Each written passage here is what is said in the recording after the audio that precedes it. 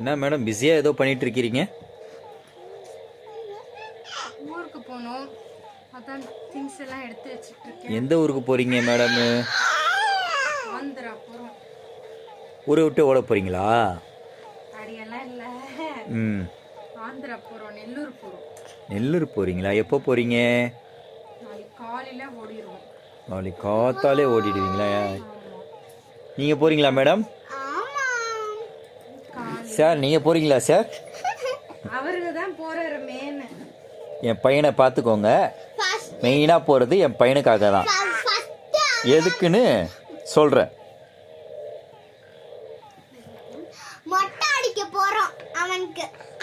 நெல்லூர்ல போயிட்டு first time அவன் ட்ரெயின்ல போறான். நாங்களே 4 வருஷத்துக்கு மேல கழிச்சு போறோம் நெல்லூருக்கு.